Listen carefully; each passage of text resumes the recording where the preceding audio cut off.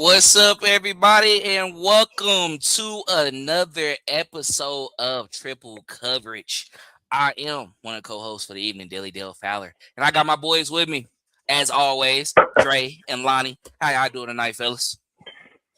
I'm good, man. I don't know what to do with myself, man. Now that football's over, no. Same, same, for I sure. mean, it's weird. I ain't gonna lie, it's weird a little bit, but at the same time, I think it's gonna be cool. I think we got a lot to, of course, talk about other than football after this season as well, too. Right? We still got to get towards the end of the NBA, college basketball coming up as well, too, with the March Madness and stuff. But we football boys. I know what it is. I know how it is. So I definitely feel where y'all coming from. But let's go ahead and jump into these topics because we got a lot of topics for y'all tonight. We five. I'm not gonna lie, I got five, but we're gonna start off with our first one. We got Walker runs to history. So the Seattle Seahawks dominated the New England Patriots 29-13 to win their second Super Bowl in franchise history. Kenneth Walker won Super Bowl MVP, and he didn't even score a touchdown. And the last running back to actually win that award was Terrell Davis in 1998. So, what was your thoughts on this matchup? And does this put a negative blemish on Drake May's young career? I mean, I love that Kenneth Walker. First, I would just like to say hats off to Kenneth Walker for winning the Super Bowl MVP. This is kind of salty award, salty. Congratulations, because I feel like Damian Williams should have won it the year that we won that Super Bowl the first time, but it was just like it was so crazy how we got there. That Mahomes won it, so the fact that this was the first running back, had the a running back to win it since Terrell Davis since 1998. It's kind of like crazy. I really wanted it to kind of be Damian Williams. I feel like he should have broke that by now, but that's a story for another day. But I don't think it puts a negative blemish on Drake May young career at all. I mean, I think he definitely has some things on his side of the ball that just weren't in his favor. I know his tackle was hurt, and he was kind of getting roll rimmed all You night. you ain't I trying to know, hear that. and they said it was the short arms, but nevertheless, I don't think it puts a negative blemish on him. I just think the Seahawks were just a better team. They were stacked from top to bottom throughout the playoffs. They dominated teams on the offensive side of the ball and on the defensive side of the ball. They really got that zone coverage down to a T. Really kind of indicative of what the Eagles do. Kind of that same package from the Big Fangio system, just ran by the McDonald, and kind of the same thing we really seen. And when the Chiefs won the Super Bowl against the 49ers, and Mahomes kind of went crazy against it, and you are kind of really been the only quarterback to kind of you see kind of stop it, but it was good on both sides of the ball. Seattle was exactly who we thought they were going to be. Dominant, and then that run game was just the cherry on top. Kenneth Walker had kind of did it the entire playoffs, and I think we had kind of talked about it off air.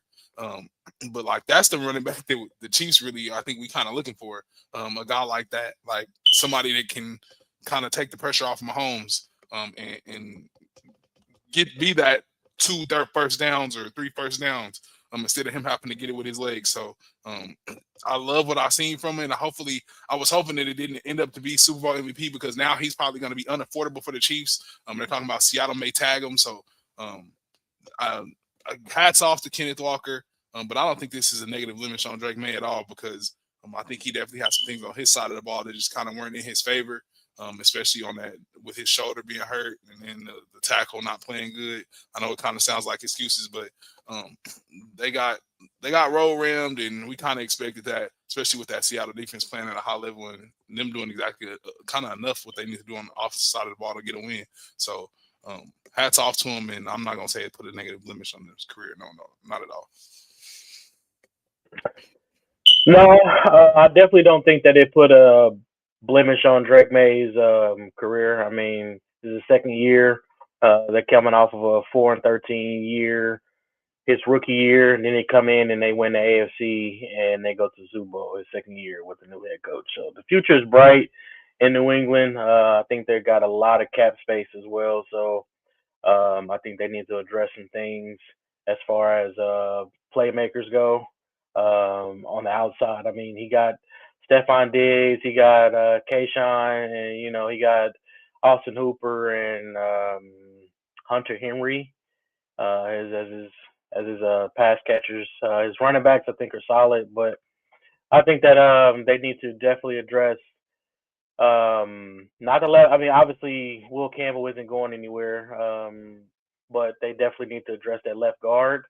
That left guard, he got pushed into Drake May's lap a few times as well.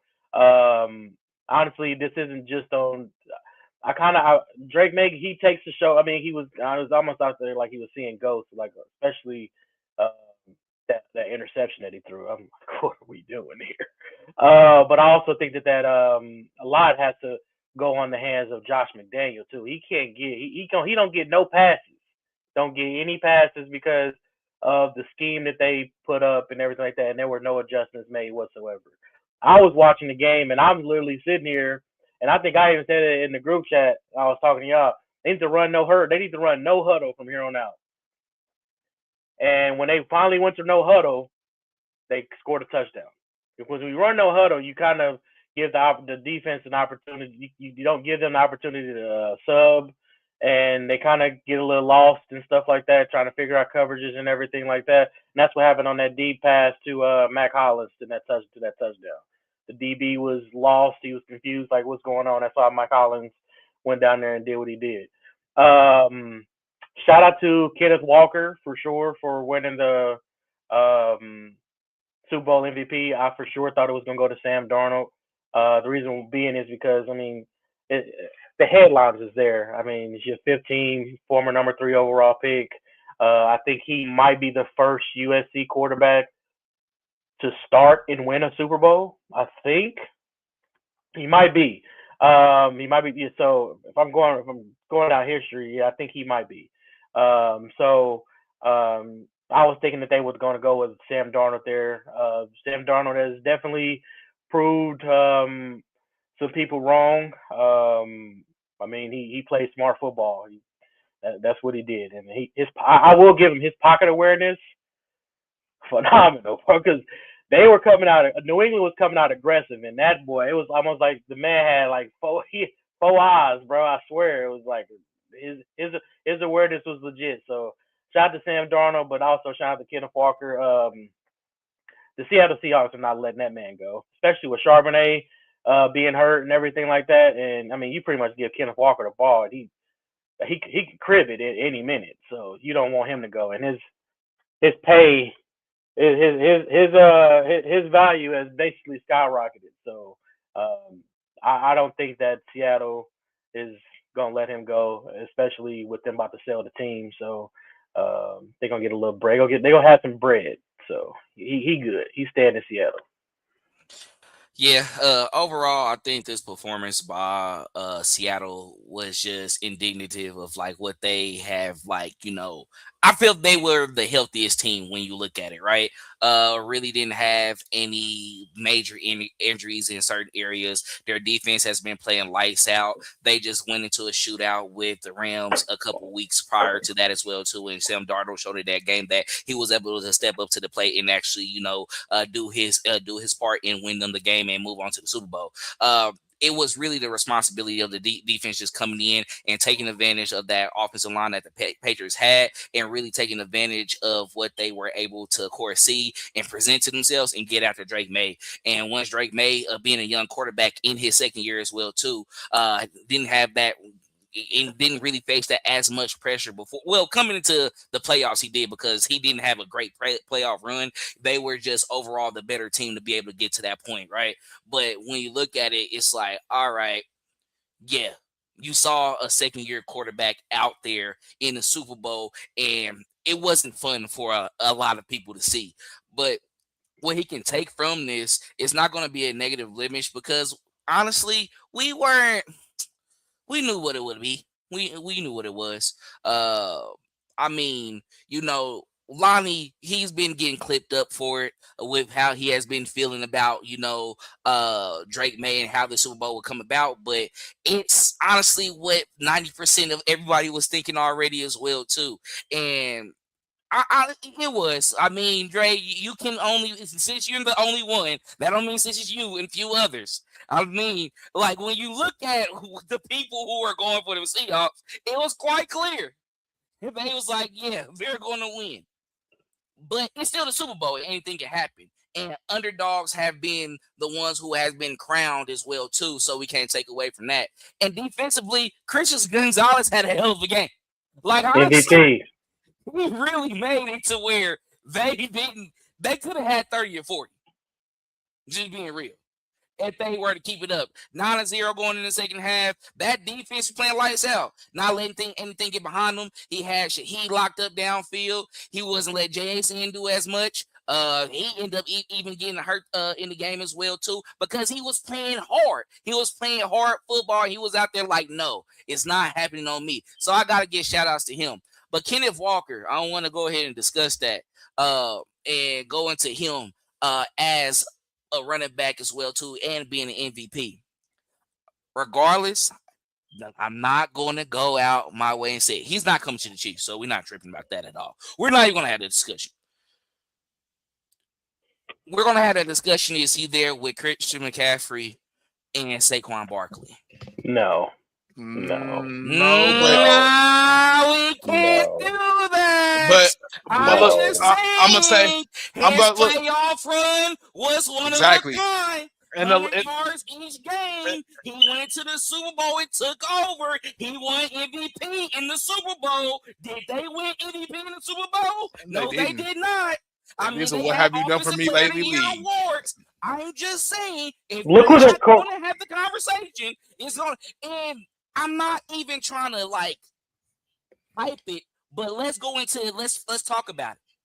Jonathan Taylor got paid. Hold on, did Jalen? Hold on, because you brought a quarterback. Did Jalen Hurts help the Eagles win that game, or did more than Sam Darnold help the Seahawks win the game?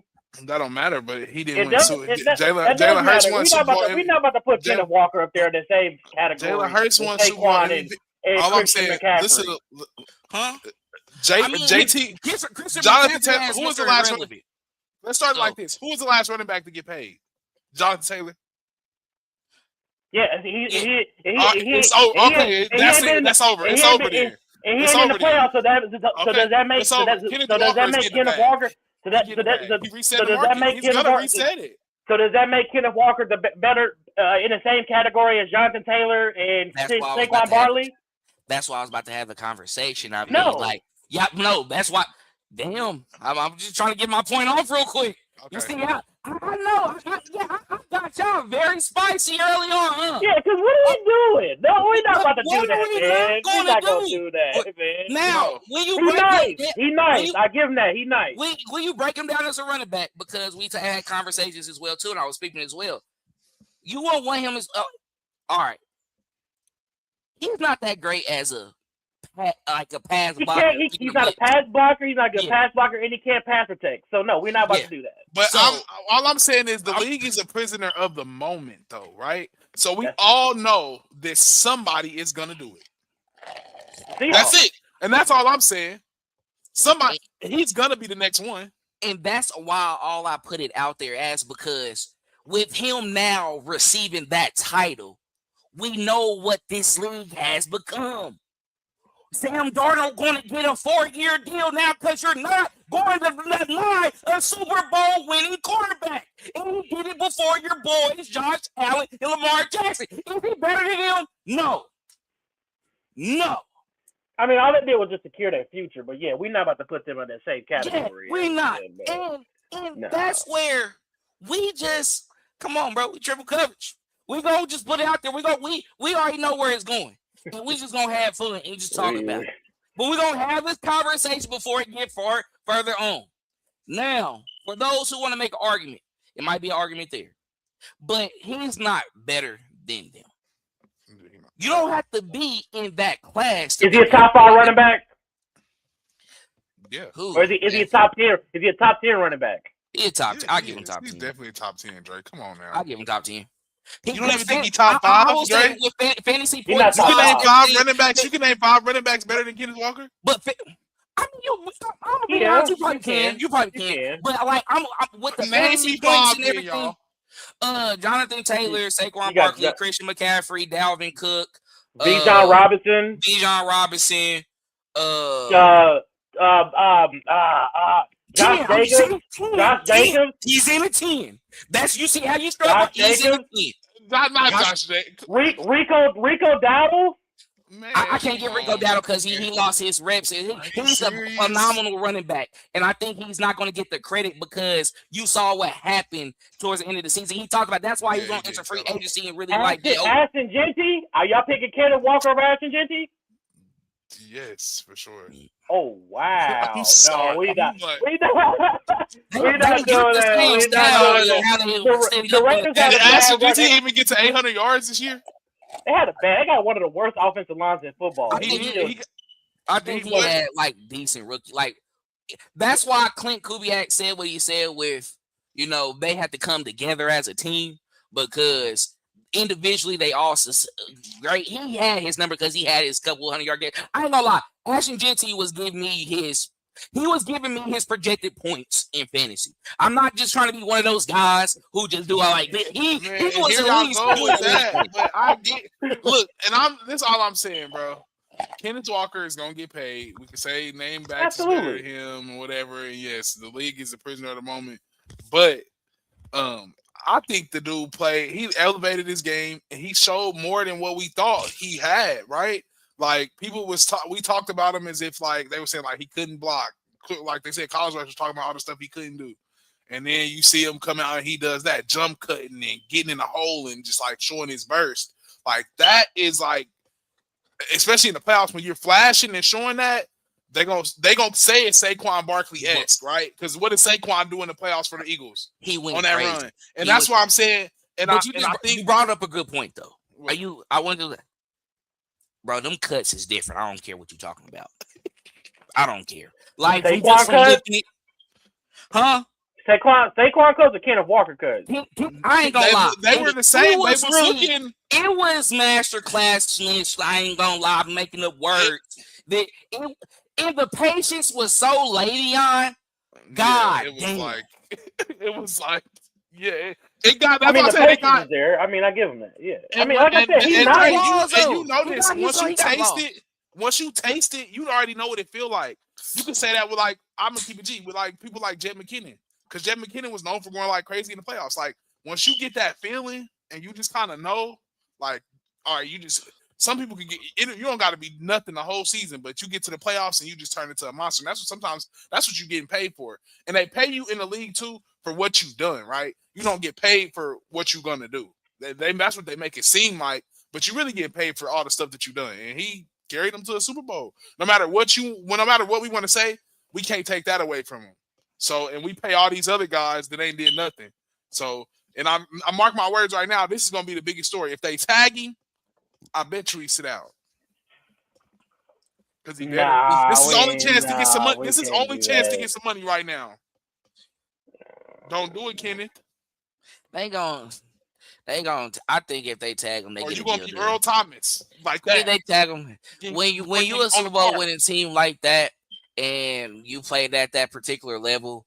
And honestly, they got like DeMarcus Lawrence for like 2 more years now because they got him on a 3-year deal. You got a lot of youth on that defensive line. But you are gonna have some guys walk. So like you might have like a Boy Maffei walk because Kenneth Walker and the other, I think someone else supposed to be. It's somebody else within that as well too. Where I think the level of importance of what they have, and like we were saying this well too. Charbonnet got that injury. He has to. They have to do something. Exactly. So they back is against the wall. So, but when you look at it, who got the leverage? He has a leverage, but respectfully, because what's that tag? But respectfully, you're not Christian McCaffrey and Saquon because you don't have an offensive player of the year award. You're not because you wasn't a rushing leader as well. Okay. That's when you start adding in other elements to the conversation. That's why don't think I was just gonna say something, put it out there, and not bring the other facts along with it as well too. So I'm gonna stick to that. I'm just saying that we are in a league now where they don't care. Like, But that's when they get I need disrespectful. that And if it's now. gonna get ugly like that, then he gonna go to somebody like the Dolphins or go to somebody like the Jets.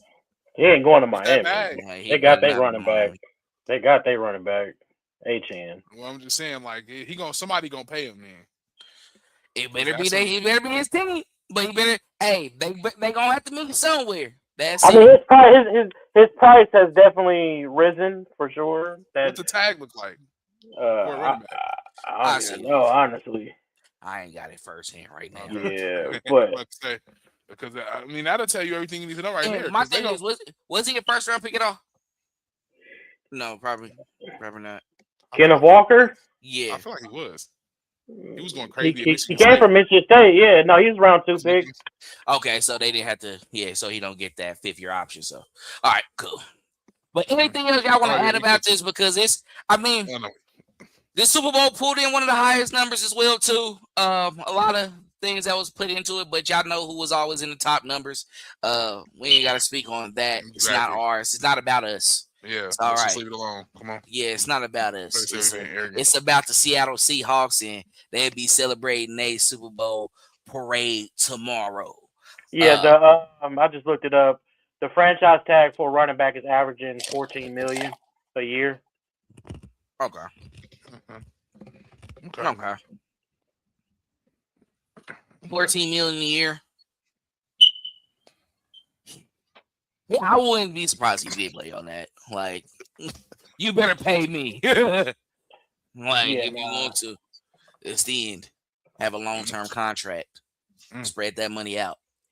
yeah. Well, let's go ahead and jump into our next topic, and we got Harden to the land. So you've been in the land for a while, but well, for a couple games, but power move or bad business though.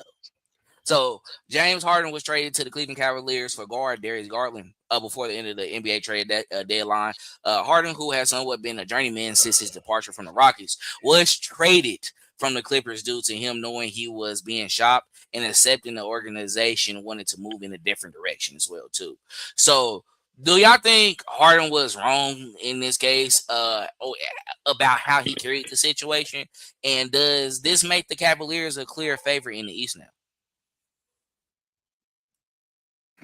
I think Harden was dead wrong. I mean, he's ring chasing at this point. I mean, everything that the Mavs person said in the broadcast couldn't have been more true about James Harden. Um, I he got fat in Houston, left there, eating chicken wings and going to strip clubs and hopping out of cars with little baby in France to coming to the Clippers, and now you mad because they said they were shopping you and you want to get out of there. And now you in Cleveland. I mean, he's risen his game to a high level. He did it with the Clippers for sure, but I think Tyronn Lue is a great coach, and he has an ability to get players to play at a high level. He revamps a lot of older players' careers, and I don't know if it's the system or what he brings or the coaches that he brings in.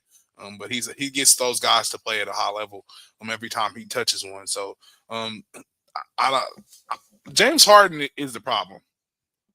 I think he's been the problem everywhere he went because it's always a problem wherever he is. So um, I I wish Cleveland the best with him. When he gets to the later months of the season, I don't think he's gonna move his feet like he used to. Um, and some of them threes ain't gonna be falling. So James got to learn how to get a hard bucket. But I think he was doing that a lot with the Clippers. He started taking a lot more layups and not shooting a lot more threes. But he still has that savvy ability to be able to get the ball to his teammates and get himself in a good position to score the ball. So um, uh, I think James was wrong for how he went about it. I mean, everybody is getting shopped. I mean, everybody's on the table when you're a team that's barely making it and not going to make the playoffs. So for you to take that to offense, I think it was just kind of asinine. And this is me coming from a Clippers fan, 'cause I'm speaking from that perspective. But um, that, yeah, James is I'm not gonna say trash because he's a good player, but he just takes stuff a little bit too far. He's diva-ish, so this is what you get. So, like I said, I wish Cleveland the best. And hopefully he's that scorer that they need him to be. They might need to make him a 6-man or something, though. Um, honestly, I am tired of the whole James Harden saga, diva, BS. Anyway, I mean, we've seen this. I mean, he was in Houston. He cried his way out of Houston, and then he went to Brooklyn. Cried his way out of Brooklyn. Then he went to go play with Doc Rivers and Daryl Morey and all of them for the Philadelphia 76ers. Cried his way out of Philly. Then he went to the Clippers. Cried his way out of the Clippers. I mean, at what point in time, and these are all different people, different coaches and everything, different players. At some point in time, the common denominator starts to become James Harden. Um, this ain't gonna be his last destination either. We can see James Harden playing back in Houston. We can see him playing teaming up with KD. I mean, he teamed up with KD in Brooklyn. Maybe KD might not want to team up with James Harden again after how that whole situation went out in Brooklyn. We could be seeing him in Los Angeles with the Lakers with LeBron James. We can see him on the dang on Memphis Grizzlies with Ja Morant at this point. I don't know. I'm just tired of this. I've never been. I will say it. I've never been a fan of James Harden. I will say it. He can hoop. I will say that. But as far as what I've seen when it comes to the playoff time, we've seen it numerous times, bro. Like he don't show up when it matters. And this is what's gonna happen. He's gonna let the Cleveland Brown. He gonna let the Cleveland Cavaliers down in the playoffs. 9 out of 10, they're gonna end up having to play against the New York Knicks. They're gonna end up having to play against the Boston Celtics, and Cleveland's gonna typically go home because I think the Cleveland Cavaliers are sitting fourth or fifth right now in the East right now. So, Yeah, 4. yeah, sitting at fourth right now. So I don't think he really moves the needle. That's a good. It's a decent squad in Cleveland. But yeah, I just don't see him and Donovan Mitchell getting the Cleveland Cavaliers to the Eastern Conference Finals, or let alone the NBA Finals. I could possibly see them getting sent home in the first or second round. So especially if they sit if they stay at that fourth spot, which I think they will though. So yeah, I'm honestly just over the whole James Harden thing because I mean we see this literally every 2-3 years. It's the same thing. James Harden just never happy where he's at, and he wants to go somewhere else. So, and now he in Cleveland. So, I don't Yeah, I mean, know. always been a great player, and I seen my fair share of James Harden just because being a Warriors fan and being a Curry fan, those battles that they had a couple times and knocking them out, and the opportunities that they had to even take out the Warriors as well too, and they failed. You kind of see that he doesn't have that mentality of carrying the team over, and he is in those later stages of his career where he's just more of a guy who is he is a point the numbers the the numbers are there at times. He puts up the numbers, but the impact, I feel, is not felt all the time. Well, it's not felt when it matters. And I saw a couple highlights already as well too. It's like he getting on the break, lobbing it up to guys, being a part of the offense and everything like that. I saw they got a couple wins with that, but we're waiting till we actually see what happens within the postseason. And will you drag your feet? Will you lack on the defensive end? Will you not be able to be energetic because you are the common denominator? It's always been him. Like, truthfully, and that's what it is when you play in this particular game as well too, because it's not like football where you have 11 men on the field. It's 5. So it's very limited things that it's a lot of things that can be exposed on the court. And we know he can put the ball in the hoop. We know that he is able to, of course, dribble up, cross up some guys, get it out there, pass it out, get players open as well too. But at the same time, those turnovers become an issue when it gets to those particular moments. He choke up, and Donovan Mitchell, he has played with guys before where he has been the best on the court. He has played phenomenal. But we saw what he had done with the Utah Jazz when he rushed for a little bit. It was out there. I don't know if Paul George did. Paul George get out there too. I'm not mistaken. It was somebody. It was somebody else. It was somebody else cool. But it's like he had it. But James Harden, he's not that. He's not that second guy that's gonna. It's like y'all not gonna. I don't see that duo being significant enough to, of course, get an NBA championship. It's good look.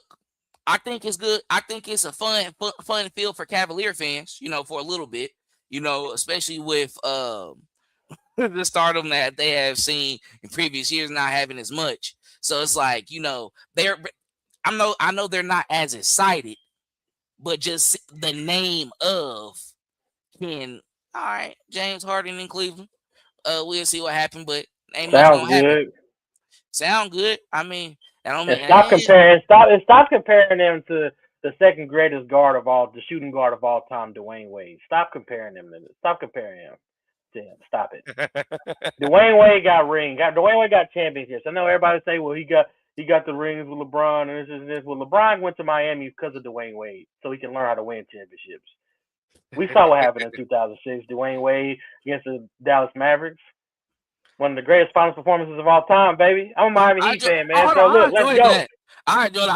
I was real. Hey, you had Shaq lazy fat. Hey, Yeah, hey. I will stamp that. James Harden ain't won nothing, bro. So yeah, he ain't. Yeah, that's cool. we gotta stop They comparing. happy about nothing. He ain't won nothing. Big fat boy. Yeah. But hey, we'll see how it goes. I mean, All-Star break coming up as well too. We'll see how this second half of the season go. They in the playoffs right now, so maybe they find a rhythm. Maybe they try to move up a couple seedings and they get a better shot of getting to it. Who knows? But we'll see how that ends.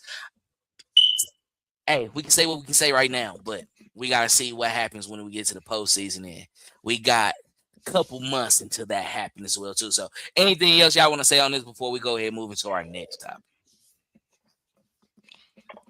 No. Right.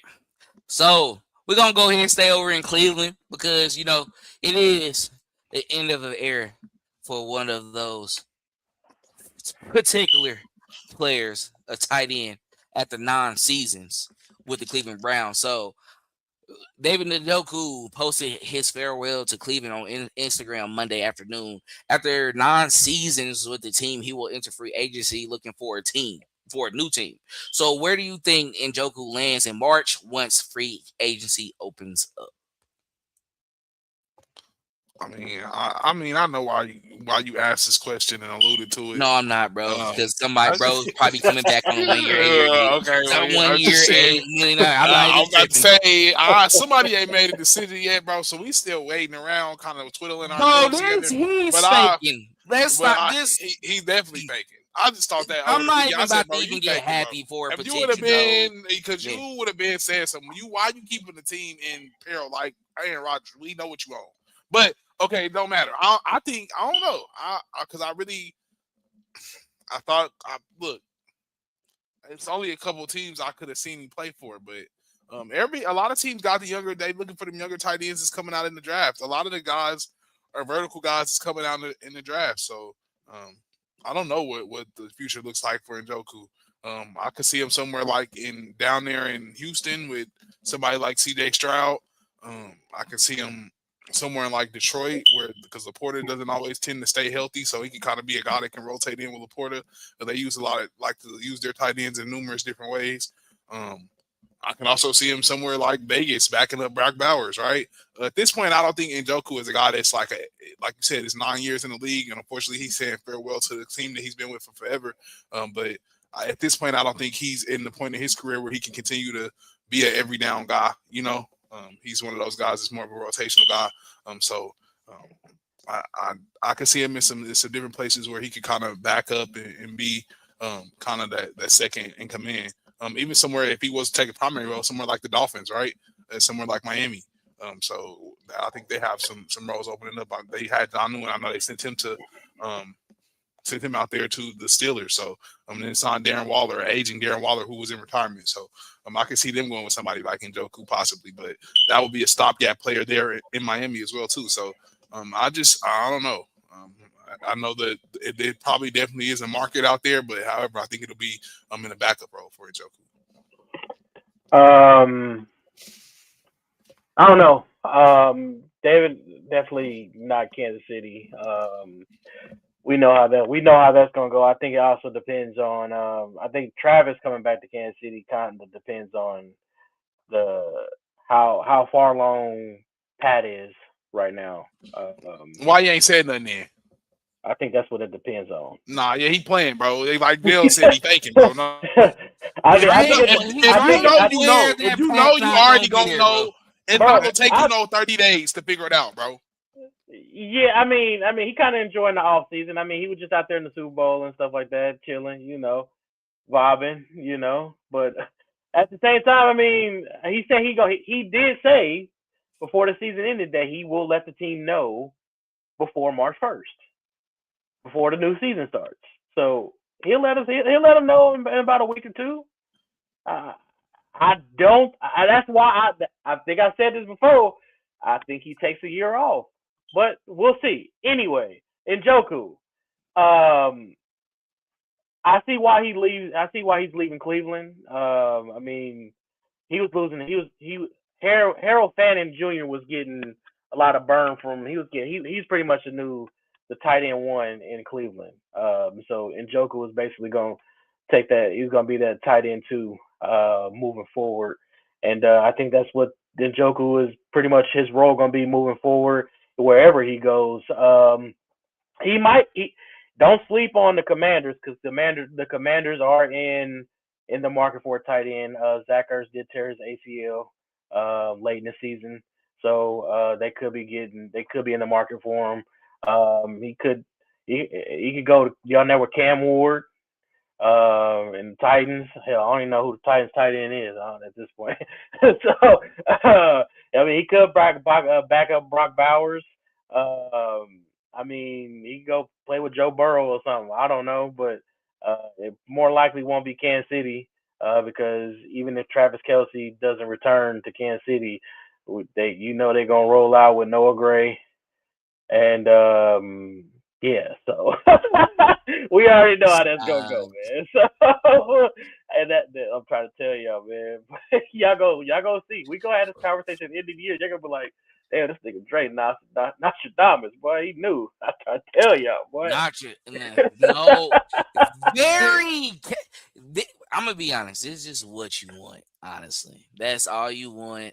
You wanted just another down year to try to really have this reality of trying to get another top 10 pick, and No, it's like, honestly, the reason why I'm expecting a down year is because of Pat mentally with that knee. I don't. Yes, he might get cleared to play, but will he be fully recovered from that and be able to trust himself mentally on the football field again?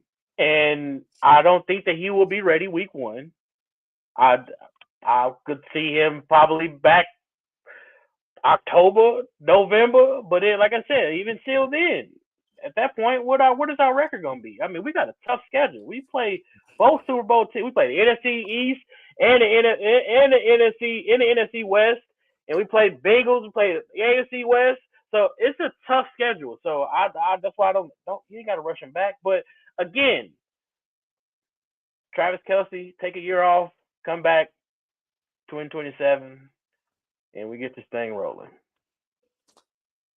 that. Yeah, yeah. I'm gonna just stay on the question real quick because we got Yeah. we got our hometown check in even later, so it don't even matter. But in Joku wise, I think I can see where y'all coming from with saying that he will more than likely be a tight end too. But you just mentioned a couple teams that you don't even know even some of their tight ends. So it's not like he can't just find a place to go where we wasn't even expecting guys like Darren Waller to be like the tight end one for the Dolphins, and they relied on him, and he had his game. So it's not like he can't compete at that level. But at the same time, when you look at it, I was thinking of a team probably like the Ravens, staying in the AFC North, because Isaiah Likely is a young guy who's going to be he's going to be testing the market. He's going to be a free agent this season, and going back to what we discussed with the Chiefs and all that, even if Travis wasn't to come, I would still like to see a guy like him even step into that role, because Noah Gray, he's a great player and he's a great tight end. But I think, when you look at it all about, is he someone you ready to take over at that realm? So in Njoku, where he comes in at, I mean, they still have Mark Andrews. We know that's going to be probably something that ends eventually as well too. But even if Isaiah Likely does stay, why don't you go over there? Where it's you get to play with a guy like Lamar Jackson. He is a quarterback who leans on that tight end position as well too, even though they want him to utilize his wide receivers more. But Mark Andrews got his money with Lamar Jackson as well. Had his bonehead mistakes, but he was relying on targeting him I still don't and get that understand why growth. they did that. Yeah, yeah, but it is what it is. It's awkward. So if he does find a team like that, I can see him go over there. But I maybe with the Titans and Cam Ward, that does sound a little bit better, because you have the potential. With the first round pick, you got Robert Salah, who went over there as I'm not hyping Don't it. go I'm just there. I'm Don't go. just I'm just setting not. it up. I'm I just setting no it no. up. I'm thinking as I was Yeah, thinking about it. I'm like, yeah, nah, don't go there, yeah, bro. yeah. You But got Jaden Daniels in Washington. That you you go play with him. you do. You You do. got the Eagles too. That the Eagles might be losing their tight ends as well, Goddard and their backup tight end too. So they could be in the market for it in Njoku as well. I feel like they try to bring back Goddard though. Yeah. I feel like they're gonna resign. Also, Cade Otton in Tampa Bay. He could be gone out of Tampa too. So Tampa might be in the market for a tight end, and they could be losing Mike Evans this offseason too. So That could be very interesting. There's a lot going on. and So Njoku could be in Tampa. yeah, it's a lot of things happening. He's gonna have a new home, and I think that's why it's a perfect time for him to go ahead and test the market as well too. 29 years old. Did he ever play a game? Did he ever play a season with Baker? I'm sure he probably If did. he did, Nine seasons. I'm sure he did. if he played a season with Baker Mayfield, then I can definitely see him in Tampa Bay. So He, yeah, because he was there in 2020 when we played them, and I think he played. Yeah, yeah, he yeah. was. Yep. Now, how many games? Hold on, but he had limited reset. He was young for a year, so depends on. But he was there. He was there at that time, so he should have played with Baker before. But anything else y'all want to say on this before we move on to our next one? No sir. All right, we got Kubiak's Vegas Gamble. All right. So Clint Kubiak has made his way to Las Vegas to start getting prepped for his new role as the head coach for the Raiders, and will have his eyes set on April as he prepares to be on the clock for the number one overall pick in the 2026 NFL Draft. The AFC West is now loaded with well-accomplished head coaches, and it will set the tone for the 2026 season. So, what should Kubiak goals be for this next season with the Las Vegas Raiders? I mean, like people been saying, all the other teams in the division have a legit chance to win the AFC West. No lie. So, I mean, he should definitely come in thinking that he has an opportunity to possibly win the division. As he's seen, Bo Nix he got hurt later in the season. So I'm pretty sure he'll be coming back off of injury. So he may be off to a slow start. You got Justin Herbert, who was also hurt in the season. So I'm pretty sure he'll be coming back off of injury. So hopefully he can get to a slow start. You may have a chance to take advantage of some teams that are hampered and hurt and have an ability to get ahead. and possibly capture the division with the quarterback with the first pick in the NFL draft, which we are assuming to be Fernando Mendoza, which is who I'm assuming it'll be. So I think his plan should be to probably try and definitely win some games, and at least get a winning record, come out with a winning record out of the AFC West. I know that they're talking about guys like Max Crosby who are wanting to leave, get out of that organization, kind of find some different things, find some different teams to possibly win the championship. So I don't know. Realistically, he needs to rebuild the offensive line.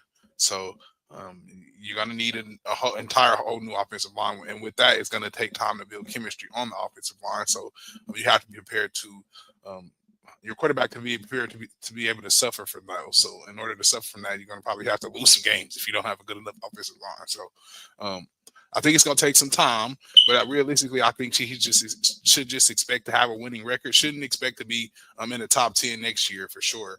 You should come out on this other side at least picking in like 15 or 20s. With a winning record, a possibility of making the playoffs as a wild card or something of that nature. So I'm interested to see what he does. I love what I seen what he did with Sam Darnold in Seattle. That was amazing. The stuff that he was drawing up for JSN. So they need a wide receiver as well. Somebody that is of that type of caliber that they can draw things up for because they don't really have one. They got rid of Jacoby Myers. They only really have Brock Bowers. So they got some weapons that they need to acquire in order to be a competitive team. But with all the hampered dogs in the AFC West, I should say realistically he should expect have a shot to win the division, but also come out with the AFC West with a winning record and a shot to possibly make the playoffs. Oh, he's in his first year. Yeah, I mean, who else? It ain't no other healthy teams. Nah, everybody really hurt coming in the AFC West. The Raiders? Hell no, I'm sorry. I don't give a damn. It could be look at Tom all Brady. The quarterbacks though. Yeah, I mean, we got. I mean, they all hurt, and that is fine. Hold on, you know what? Let me look at this Raiders. No, I ain't gotta look at it. I'm giving the Raiders. The Raiders is going to set. They give 6 or 7 games, 5. It's the Raiders. I get it. Tom Brady running the show now. He in the office and everything like that. Fernando Mendoza gonna be running the show. He's gonna be the first overall pick. They got Ashton Genty. They got Brock Bowers. Brock Bowers can't stay healthy. They got to rebuild the whole offensive line. They gotta put some play. They gotta get some pieces on the defensive side of the ball.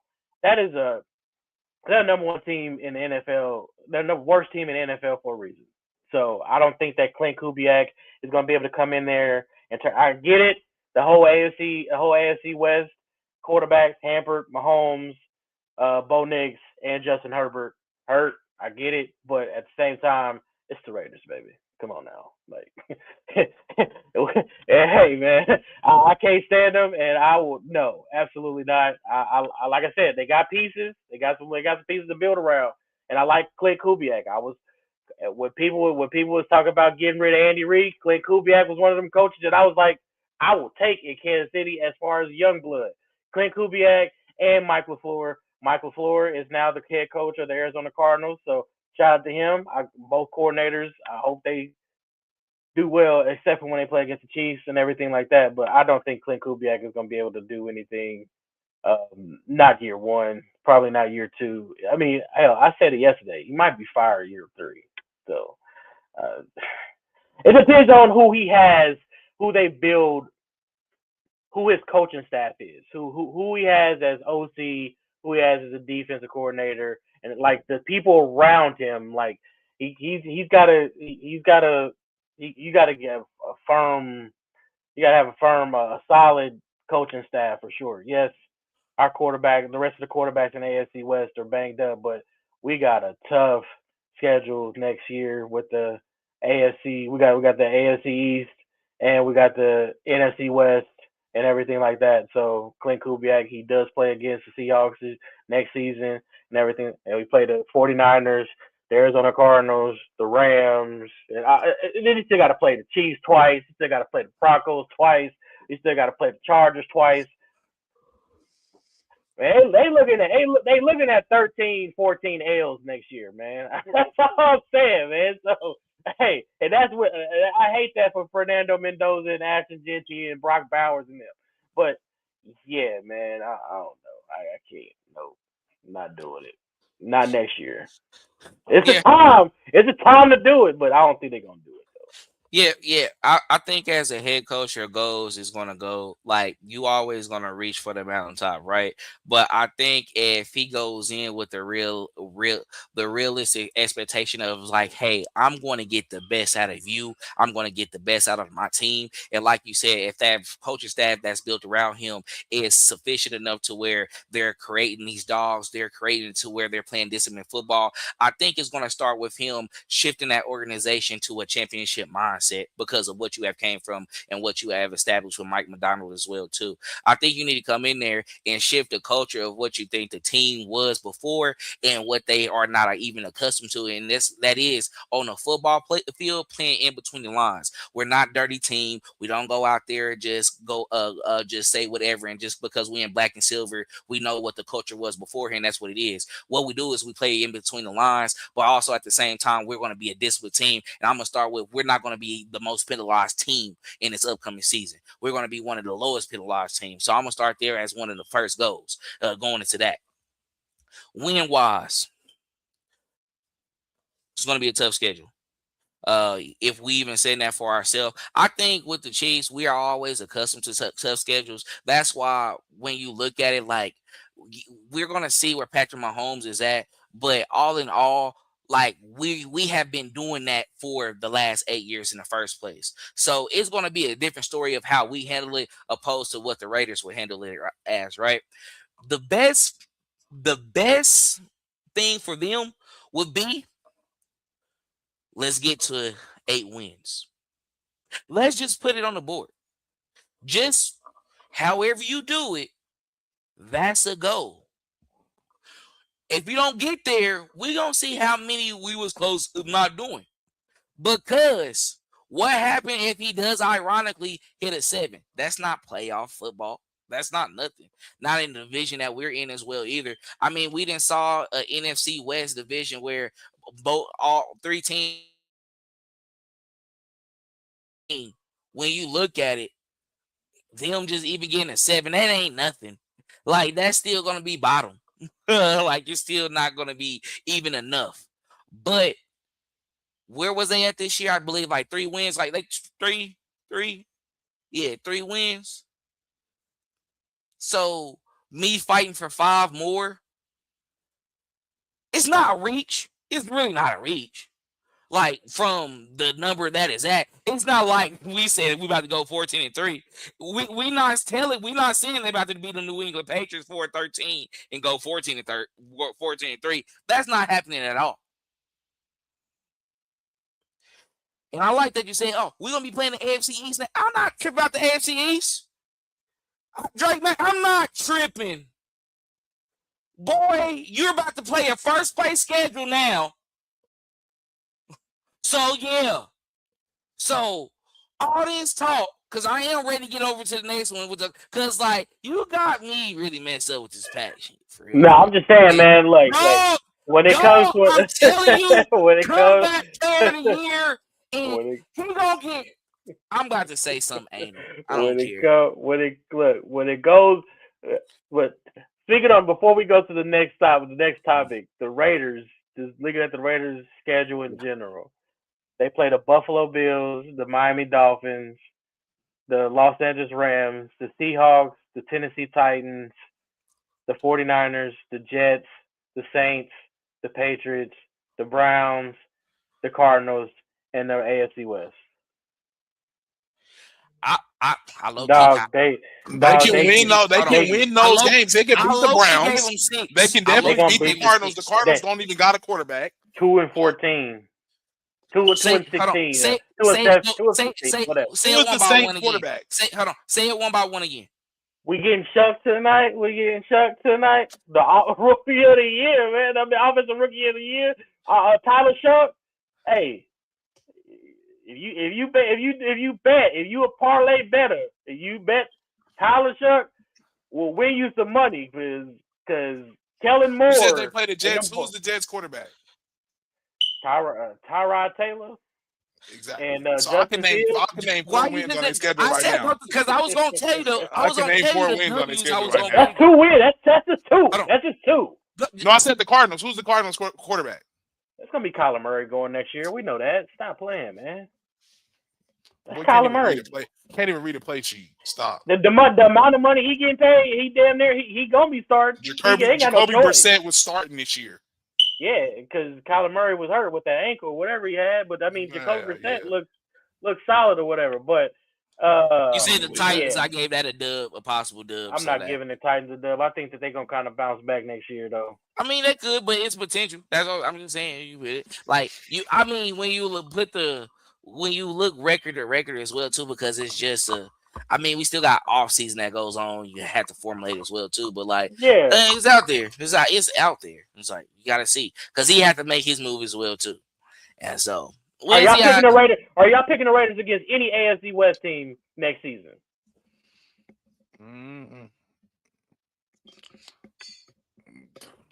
That's 6 L's right Nah, there. Stop it. I don't know if they're gonna be able to That's do 6 that. L's right there. And then, I and say then you got eh, 11 more. They not yeah. beating the Rams. They not beating the Bills. Okay. That's 8 right there. They not beating the Seahawks. That's 9 right there. Okay. I said 6, 7. I said Okay, 6, 7. So keep going. They not beating the 49ers. That's 10 right there. okay. I said 6. I still got 6. So You say still the got last one. I'm not giving them the Browns. They're not beating the Browns Bro, next what year. the? Come on. All right. Come on. Let's go to the next topic. They're not We beating just don't Shador, want man. them to get. Stop playing, man. Stop playing. They're not beating Shador next year, man. Throw your wrist up, my boy. I know you want to throw it up. Go ahead, man. Throw it up, man. I know you want to. You almost threw it up, there. Go ahead, man. Yeah. There you go. But I'm not doing that for it. Yeah, I'm with not it. doing that for Yeah. that. It's still a possibility. All right. All right. All right, now for our last one, man, we got hometown check-in. So you already know, Kansas City Chiefs fans, Chiefs Kingdom. We in the building. You know, we always got something a little special for y'all. So we're gonna go ahead and kick it off with this last topic. That's how we're gonna close out the show. So, what guys would you want to see return this offseason? And what strategy would you take to get the pick you want in the draft at pick 9? Yeah. So I mean, the guys that I want to see return this offseason, obviously, I mean, I didn't at first. I didn't want it to happen. I was like the Air Bud movie when he told the dog to leave, get out of here, you stupid dog. That's what I was like with Travis Kelce. But now it's like, nah, bro. I kind of want. You got to come back because you ain't said nothing. You got us in peril. You got us waiting. We could be looking and trying to look at different players, trying to figure out something else. The market is sounding kind of crazy with all the tight ends y'all just named. And we could have possibly be going another route, but you got us kind of tied up.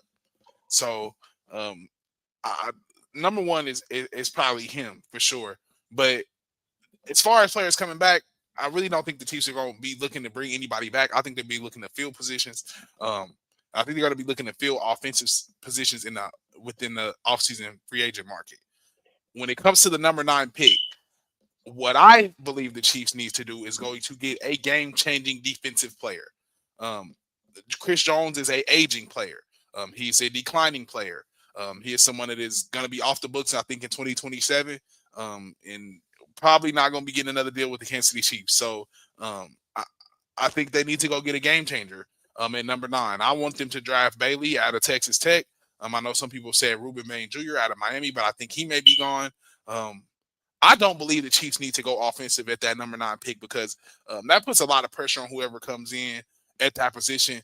And I think with this pick comes a lot of responsibility to the tune of whoever makes this decision and whoever selects this player. If this does not work, it is going to cost someone their job, whether it be Andy Reid or it be Brett Veach. And more than likely, it'll probably be Brett Veach. So I know that Dre said in 3 years, Clint Kubiak will be gone. And in a year, if this pick doesn't work, somebody's going to be going here in Kansas City. And I don't know who it's going to be. But it's going to be somebody in the football operations that is of significance. So I think it needs this pick has to be gotten right. And the only reason I say a defensive player on the defensive side of the ball is because, as you've seen, defenses are starting to dominate the game again. And you kind of need more than one of those players on that defensive side of the ball. You see the Seattle, they had 11 first-round picks over these past couple of years, and you can kind of see what they turn that into. Guys like Njoku, getting Leonard Williams, going and getting the Ashton Hall kid, going and getting the Eman Worry out of South Carolina. So they were able to acquire talent over a period of time. And the Chiefs don't have a lot of time to flip it like that, right? But we have a lot of superior talent on our team, and this is probably the one chance that we'll ever be this high in the draft. So I think you got to make it count. And with that being said, I think it has to be somebody that you can tell to go get you the ball back right now, other than Mahomes. So, and the only person I think you can be able to do that to is like a significant defensive end, somebody of the caliber of Myles Garrett, of the caliber of Joey Bosa. And this is going to be your only chance to kind of get somebody of that caliber. And I think they have to take a chance to do that. So, with that being said, I don't think it's a running back. I don't think it's somebody on the offensive side of the ball. I think they go fill those needs with the free agent. But I think with the number 9 pick, it's going to be a defensive player, and it has to be a game-changing defensive player. I will agree that the defensive side of the ball is definitely making an impact on the league now. You definitely see a lot of teams having dominant defenses, especially with the Seattle Seahawks. We saw that basically this past Sunday. Dominant defense. But we also, in order for the Seattle Seahawks to have built that defense, they had to have many losing seasons. And we ain't gonna get that just off one loss losing season, fellas. I'm just saying. So you might as well go ahead and get 1-5 an offensive weapon. I've said offensive weapon. I've been saying it. I've been saying Cornell Tate out of Ohio State University, which is wide receiver U. That's what I say. Like I asked Dale before a couple weeks ago, name me one bad wide receiver that has come out of Ohio State in the last 10 years. But that's what they saying on the radio. What makes you say that, Dre? Have you looked at Cardinal Tate's number? Yes, I have. Is not. He doesn't have to. I think you're saying that because of what we've seen out of Ohio State and what's coming out of that jersey. No, and that's fine. I've actually watched him, and he reminds me, and that's why I tell people he could be our Justin Jefferson. He's built just like Justin Jefferson. Yes, he was not the number 1. Yeah, but JSN wasn't the number 1 in Ohio State either. And look what JSN is doing. JSN went for 300 in the Rose Bowl, Dre. Yeah, he went for 300 in the Rose Bowl, but at the same time, was he the number 1 wide receiver, though? Was like, no, he was the real deal. But was he the number 1, though? Cardinal Tate has never did any, like, I've never even seen him have, like, a T-Mac game. You got to, in order to be a pick of that caliber at number 9, Dre, you got to put a demo down, my boy. That's all I'm trying to tell you. You can't just be saying that you went for 500 and I just caught a whole bunch of touchdowns from nobody. Well, you'll get Jordan Tyson. He can't stay healthy. I feel like we need that wide receiver. We definitely need a big wide receiver. I'm tired of the Kansas City Chiefs getting these small stature wide receivers. I'm tired of it. We've been seeing it since Tyreek Hill. Then everybody thinks that, oh, well, this is the blueprint. This is what we need to do. Okay, Tyreek Hill gone now, and we need to go a different way. The offense definitely has gotten stale, and if you want to change the schematic of the offense, you go get you a big wide receiver. I definitely think Cornell Tate is. If we don't get him, I'm definitely gonna watch him, and I'm gonna be like, see, I told y'all. I fucking told y'all because we missed out on wide receivers before though. We missed out on number 4 because DK Metcalf. We missed out on him. It's been a few wide receivers that we missed out on, and I just feel like he's there. If Love we don't get Love at 9 or whatever. If he gone, then if Tate's gone, then you go get Bain or somebody like that or whatever. I get it, man. But at the same time, at number 9, you get the best player available. But I personally feel like that's the wide receiver. As far as players who I want to come back, none of them. I don't want to see none of them back, honestly. After a 6-11 season, I don't want to see none of them back. And it it's not looking good in Kansas City right now. We finished 6-11, and we got the worst cap space in the NFL at negative 57 million. What you gonna do with that? You gotta let him go. You already know. You already know it's We gotta let him go, things. man. You already So know it's multiple things. Restructure is easy, but just some guys is gonna be let how go. many times Pat gonna restructure his damn contract, man? I'm pretty sure Pat's tired of hearing it. Hey Pat, man, we need you to come restructure this again. I mean, it don't even have to be paid. It's other players as well too. You're gonna have to go for Carl Aptis, Chris Jones. You're gonna have to release Karlaftis is the one that Hank we shouldn't have paid type. last year. You right? Yeah, Yeah, yeah, we shouldn't have paid yeah, him last year. He should have been gone. yeah. I mean, like I'm not gonna disagree, and I'm not Nick gonna say Bolton, it. we're gonna restructure Nick Bolton. It's a lot of things that you could try to do. Um, Cap space wise, I mean, I understand the How you frustration. gonna pay McDuffie? You franchise tag that, so we figure out that later on. Uh, I mean, I'm not even tripping. Like, honestly, the only one deserving, if anything, you'll probably say Taquan Thornton, but I'll kind of use this as an excuse myself to say, like, for real. Especially with seasons like this, because we done it before, even when we lost in that AFC Championship game. And it was kind of like, we end up trading Tyreek Hill. We end up letting some guys, just go fade away, walk away. And then we went into free agency and, started off hot. So I think overall, what it's really going to come to, always said before, is how the offseason really start. What we gonna how we gonna really attack it. I think, of course, if they try to go early on, find a running back, have somebody get signed, you probably see a potential receiver probably get signed early on as well too. Someone who can come in, because right now on the roster we only have Rashid Rice, Xavier Worthy, and then J. Roman Royals, because you had Hollywood, who's on a 1-year deal, Juju on a 1-year deal, Taquan Thornton gone. So I mean, when you have all of that, what you look at, shit, I mean, when you think about it, you might as well just go ahead and just see what options you have out in Get free agency. Cornell Tate, baby. But look, but see, I wasn't even going to even disagree on that point, because, like I said, it's going to be how we actually attack it. Because say if we do, okay, we create that cap space, right? And Lonnie, you want to go get a young guy, right? But you get like somebody who's already excelling, who's you find them in free agency, who had a multi-sack year already, multiple at that, and you go ahead and Nobody find out that. there except Trey Henderson. Okay, but I'm just saying what happened. They attacked that area first. Then you see right there, that might not be the thought process they have going in the draft. Honestly, how it's going to play out is the Chiefs is going to have to take whoever at number 9, bro, best available on their board. I'm going to just be honest with you. It don't matter who it really is. When you're playing at this, when you at this position, right, and you're Brett Beach as well too. Honestly, this is an off season that you're gonna have. You're gonna have to have an off season of a lifetime. And it's really going to start really in March. It's going to start in the next couple of weeks, actually, probably a week or so. Because once we start hearing deals being re-signed, restructures happening, they're going to get released. We're going to start seeing the cap space that's going to be coming off and stuff like that. Those numbers are going to flip back over into the positive. And then you're going to start seeing how they address that. I mean, offensive line wise, Juwan Taylor gone. You might try to pick up another veteran tackle. You might try to get someone to come in and compete on that right side.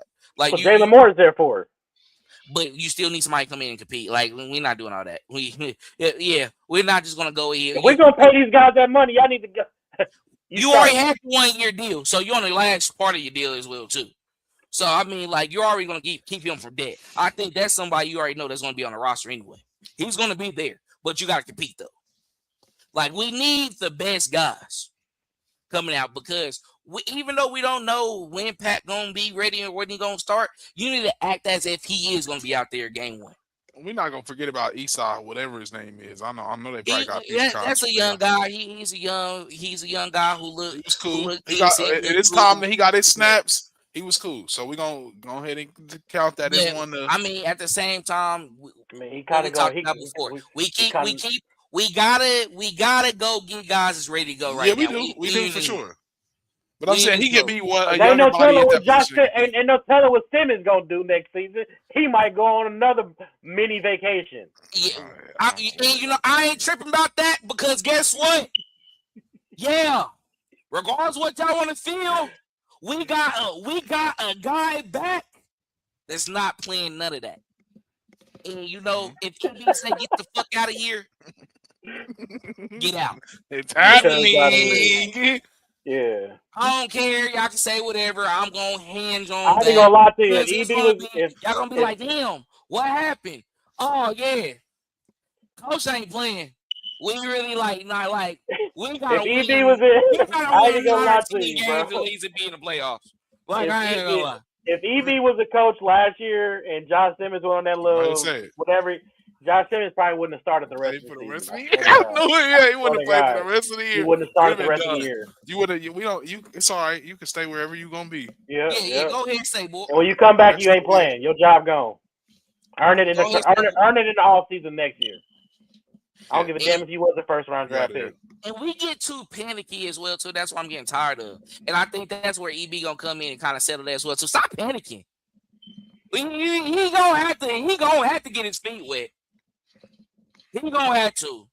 Because nobody got time for all this mismatch. You can tell when somebody's scary and just moving around too much.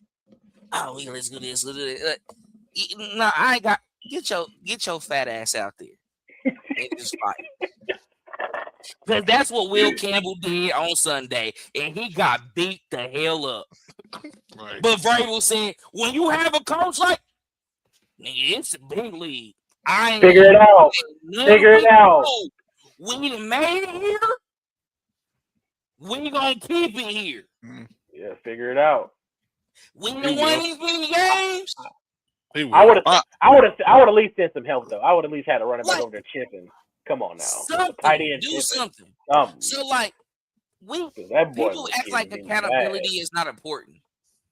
Accountability is very important.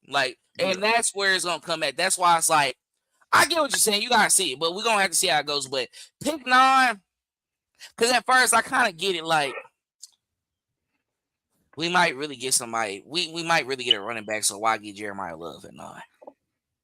They liking that running back out of Wake Forest from what I've been seeing. So he undersized running back though. That's another one, and I'm tired of seeing him. They better make that motherfucker. They better make it work. Hey man, I don't know what it is, but he better come in and if it's a wide receiver, you gonna play from snap one with whoever the backup is. You gonna be starting. Absolutely. So same thing for a running back. So that's what I'm saying. It got to be somebody. We never gonna get a chance to get a Joy Bosa or nothing ever again. So you better get a chance. You better get it while you get to, because you ain't gonna have Mahomes forever either. You got to figure out a way to win games. I mean, yeah, you got to figure that out early. I mean, we got. I think we got at least about 8 years with Pat. We got we're good. We're good. He's gonna be down there 40 and play, bro. I'm not even. You ain't gonna be. You ain't, because you didn't even get him at 9. You had to trade up to get him. You better make it count. I don't care. You got to. Right. It's just so much you can do. That's why I can't really harp on what it is. I really gotta see how they gonna start it off, because once we start seeing who's falling off, because you got to think, meeting who's gonna be gone next I can't wait to the combine. Yeah, that's because that's gonna tell us everything we need to know right there. Yep. That'll tell us everything we need to know. Facts. But we'll see. But overall, I think it's gonna be fun. I think it's gonna be interesting to see what's going on. It's a lot of things that can happen. But once we know the timeline of our quarterback and really know if he's really on pace for game 1, then we start having the conversation how comfortable he's gonna be. But knowing that he's going to be there game 1, that means that you're going to be competing for the season. And that means you got to come out, make it work, get those restructures done, get those guys gone who I don't want gone, and start making it shaking and constructing that roster, because they're going to have to start getting to work and get it going, because you know how it goes. And we got a lot of coaches coming in that's OGs and guys who, that are the best at their positions, at their particular skill position as well too, where they're not coming in and playing around with y'all. They really went out there and said, "Nah, y'all lack focus." So they must feel some type of talent is there. We still need to add talent though. That doesn't mean you don't add talent. That just means it's time to get going. But anything For else y'all sure. want to add? I will say that I did see Pat at his wife's photo cover, was the magazine photo shoot or whatever, the premiere or whatever. He wasn't on crutches. So they said it's normal though. That's normal, especially yeah. after, like an I mean, we in ACL. February. He had it 2 months ago.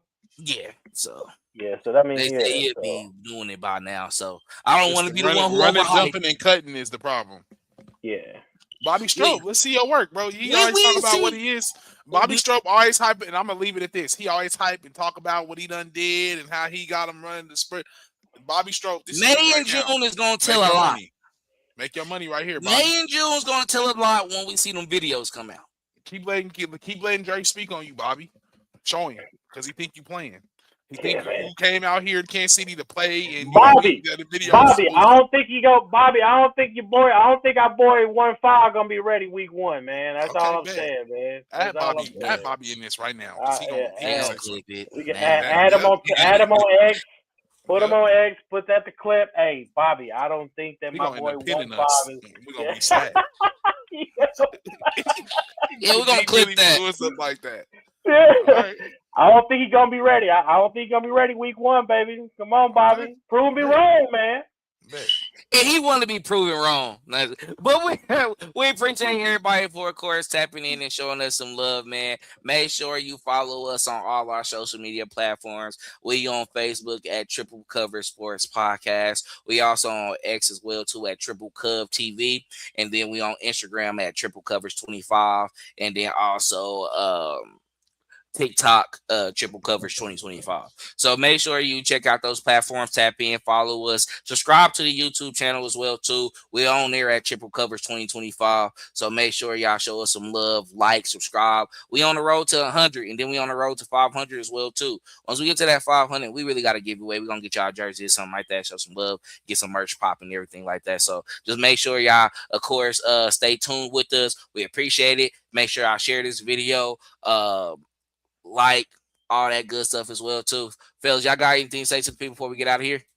Nah, man. Just thanks for tapping in. Like my boy said, man, like and subscribe, man. Share with everybody. Share with your mama, your co-workers, everybody. Sports. Yeah, for sure. Keep watching us. Help us grow this channel. Facts. And you know where you coming. All facts. No fluff. Peace out. We appreciate y'all.